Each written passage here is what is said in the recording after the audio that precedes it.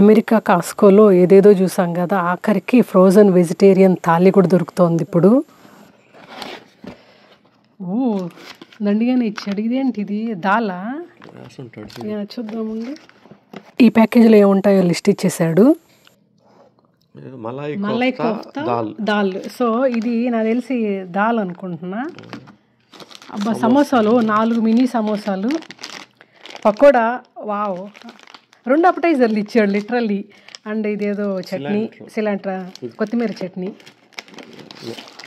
ఓ అన్నం, జీరా రైస్. దేవుడా. ఓకే. ఓ కింద నాన్లు ఇచ్చాడు. ఎన్ని నాన్లు? ఓ 4 నాన్లు, పెద్ద సైజే అబ్బా. ఓకే. ఇది మలై కోఫ్తా అనుకుంటా. Yeah, okay. ఇది కూడా గుడ్ సైజే. సో వేడి చేద్దాం ఇవన్నీ.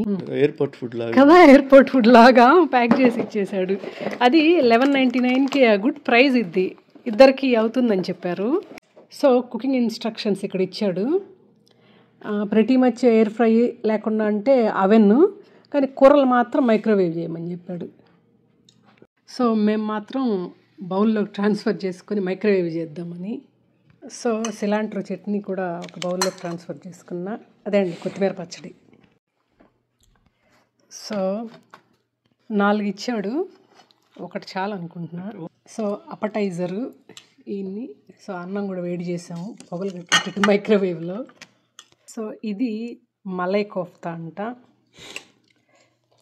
ఇది కూడా మైక్రోవేవ్ చేసాను, ఒక 4 మినిట్స్ మైక్రోవేవ్ చేశాను. ఇది దాల్ తడక, మన పప్పు. సో ఇది సిలాంట్రో చట్నీ. సో మొత్తం ఇది అన్నమాట. సో టేస్ట్ ఎలా ఉందో చూద్దాము.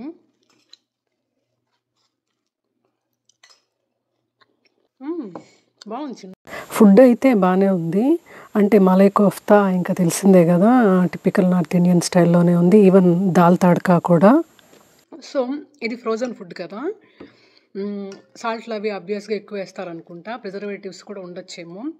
సో ఎప్పుడో ఒకసారి ఓకే, కానీ not a healthy choice for always. అప్పుడు టేస్ట్ ఉంది.